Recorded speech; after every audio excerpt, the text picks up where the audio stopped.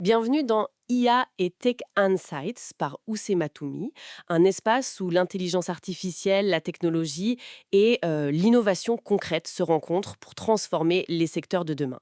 Aujourd'hui, on se penche sur un outil Phantom Buster. On a comme source une courte vidéo de présentation. L'objectif, essayer de comprendre ensemble comment cet outil propose d'automatiser certaines tâches sur le web qui sont souvent répétitives. Oui, un peu rébarbative même parfois, non? Exactement. Le point de départ soulevé dans la source, c'est un problème assez classique, je pense. La recherche de clients potentiels, les suivis, le transfert de données entre différentes plateformes. Mhm. Tout ça, ça peut être assez fastidieux, quoi. Et l'idée qui est mise en avant, c'est de travailler plus intelligemment. C'est ça. C'est une problématique courante, hein. Comment on peut optimiser ce temps passé sur des actions manuelles, souvent chronophages, Oui. pour se focaliser sur des tâches à plus forte valeur ajoutée.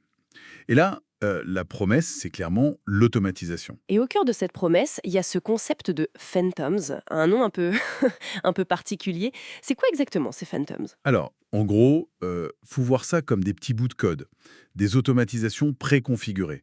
Elles sont conçues pour faire des actions spécifiques sur le web à la place de l'utilisateur. D'accord. C'est un peu comme si on avait un assistant virtuel qui irait, par exemple, extraire des données d'une page web ou cliquer sur des boutons, mais de façon automatique et à grande échelle. Ah oui, je vois. Et la vidéo, elle donne des exemples concrets, je crois. Oui, tout à fait. Ou d'autres plateformes.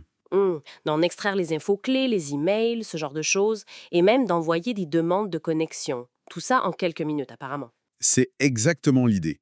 Transformer ce qui prendrait des heures manuellement en un processus qui tourne presque tout seul. Hum. Les avantages qui sont mis en avant, mais ils sont assez clairs. L'efficacité, la rapidité et le fait que ça peut tourner en continu 24/7. Sans pause café. Voilà. L'objectif affiché, c'est vraiment de libérer du temps pour que les gens puissent faire autre chose. Des tâches plus stratégiques, plus humaines peut-être aussi. Donc si je résume un peu, l'outil se positionne vraiment comme une solution pour déléguer ces tâches web un peu répétitives. C'est ça. Pour accélérer sa croissance, gagner du temps. D'ailleurs, la vidéo invite à essayer l'outil. Il y a une période d'essai gratuite apparemment. Oui, c'est souvent le cas. L'idée de base, c'est vraiment de systématiser des actions numériques qui sont routinières. On voit bien comment l'automatisation est présentée ici comme un levier, Un levier pour optimiser certaines opérations commerciales ou marketing surtout, j'ai l'impression. principalement. Oui, dans les exemples donnés.